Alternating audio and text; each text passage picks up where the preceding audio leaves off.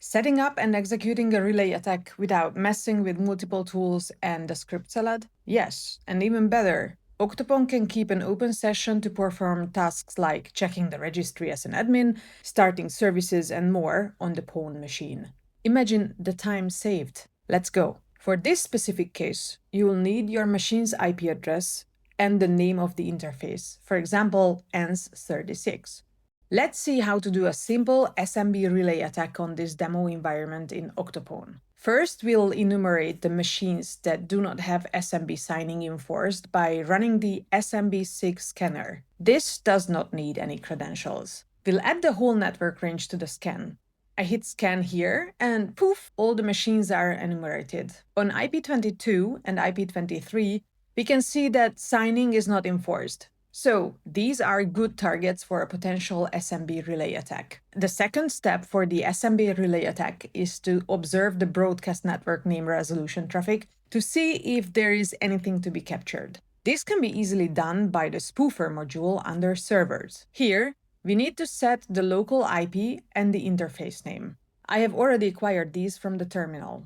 To start with, I'm going to disable spoofing and use this similarly to the analyze mode in responder.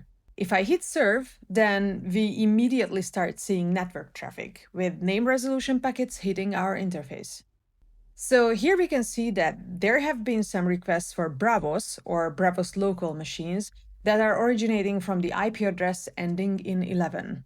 Here, by the way, you can see that every single target that has been identified as a source for generating packets is being stored in the target section. So this seems like a good candidate for us. Let's stop the analyze mode and switch to the spoofing mode. For every request that is hitting our machine, we are immediately going to reply with our IP address as the resolved IP address for any of the domain names that are being requested. So under servers, pick relay SMB and set the target to the IP address that ends in 22, where SMB signing is not enforced. Hit serve, and an SMB server is set up. All incoming SMB traffic will be relayed to the target IP's SMB service. On the spoofer, I'm going to hit serve again, and now we wait. On a real internal network, this can last a couple of seconds, or an hour, or a day or two. In this demo environment, we'll get some results in minutes.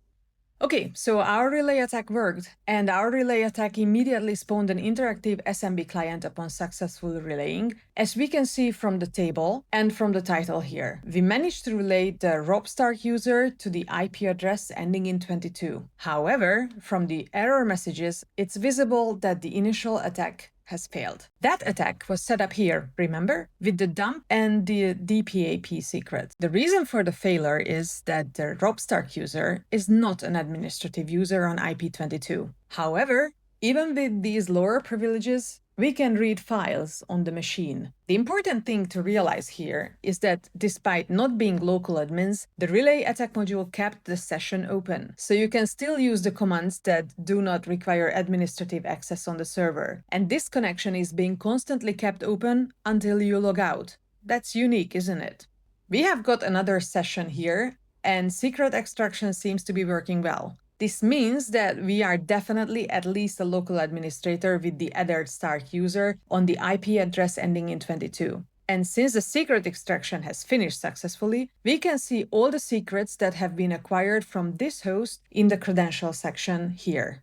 And the log of everything that we did can be downloaded, timestamped, structured, and ready for building your report. Sounds too good to be true? Piece this and all your pentesting playbooks together in Octopwn and get it done 100 times faster. How many hours can Octopwn save you? Ask for a full Octopwn demo and we'll show you all the ways and optimizations that will make your life easy.